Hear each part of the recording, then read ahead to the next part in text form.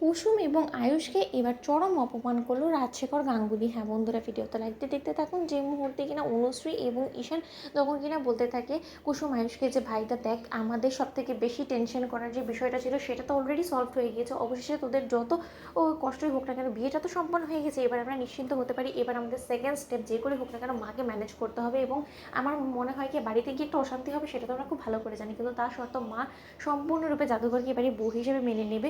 কিন্তু সমস্ত কিছু নিয়ে একদম টেনশন করিস না। ঠিক সেই সময় কথা অর্ধেক বলা মাত্রই সেখানে রাজশেখর গাঙ্গুলি সহ যখন কিনা ওদের কথোপকথন শুনে ফেলে এবং পেছন ফেরা মাত্রই যখন কুসুম আয়ুষকে বরকনে ভেসে দেখে ফেলে, ঠিক সেই সময় রাজশেখর গাঙ্গুলি ছুটে আসে এবং ঈশান যখন কিনা বাবার কাছে ছুটে গিয়ে বলতে থাকে যে বাবা, আমরা তোমাকে জানাতামই, কিন্তু তার আগেই তুমি সমস্তটা এইভাবে জেনে যাবে সেটা আমরা কল্পনাও করিনি। ঠিক সেই সময় রাজশেখর গাঙ্গুলি এসে যখন কিনা বলতে থাকে যে আয়ুষ, আমি কি কোনো মতে জানতে পারি যে এইখানে এই সমস্ত কিছু কী হচ্ছে এবং তুমি বর বেশে কী করছো টোপর পরে, এবং কুসুমি বা কোণে বেশি নাকে সিঁদুর পরা, মাথাতে সিঁদুর এতে সিঁদুর পরে ঘুরছে, এই সমস্ত কিছুর মানেটা কী হয়ে দাঁড়িয়েছে? তার মানে কি আমি এটা ধরে নেবো যে তোমরা স্বামী স্ত্রী এবং তোমরা তোমাদের নতুন জীবন আমাদের কাউকে কোনো কিছু না জানিয়ে শুরু করে ফেলেছো?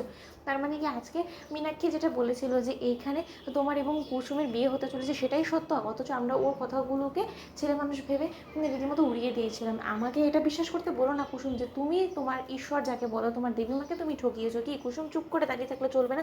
আমি আমার ছেলের কাছে একটা প্রশ্ন করেছি, আমার ছেলের কাছ থেকে আমি প্রশ্নের উত্তরটা পাচ্ছি না, কিন্তু তাই বলে তুমিও যদি তোমার বড় সাহেবের প্রশ্নের উত্তর না দাও, তাহলে আমি কিন্তু ধরে নেবো যে তোমাদের জীবনে এখন আমরা সম্পূর্ণরূপে মূল্যহীন হয়ে পড়েছি। ঠিক সেই সময় কথা বলা মাত্র কুসুম তখন হাত জোর করে বলতে থাকে যে না বড় সাহেব, এটা কি করে হতে পারে বলুন তো? আপনারা আমাদের গুরুজন এবং আপনাদের আশীর্বাদের হাত আমাদের মাথার উপরে যতদিন আছে ততদিনই আমরা ভালো থাকতে পারবো। আমাদের মাথার যদি আপনাদের আশীর্বাদের হাত উঠে যায়, তাহলে আমরা কী করেই বা ভালো থাকবো বলুন তো? আপনি আমাদেরকে আশীর্বাদ করুন। ঠিক সেই সময় রাজশেখর গাঙ্গুলি যখন বলতে থাকে যে আমি নাটক জানার জন্য কিন্তু কোনো মতে আমি তোমাকে প্রশ্নটা করিনি, সর্বপ্রথম আমাকে এই প্রশ্নের উত্তর দাও, তুমি কোন সাহসে ইন্দ্রাণীকে না জানিয়ে তুমি আয়ুষের হাত ধরেছো এবং আয়ুষের সঙ্গে বিয়ের পিড়িতে বসে হচ্ছে? বলো, এই সমস্ত কিছু নিশ্চয়ই শঙ্কর জানেন, অথবা শঙ্করই বা কন্যাদান করার জন্য এতটা উঁচু করে আগ্রহী হলো কেন বলো?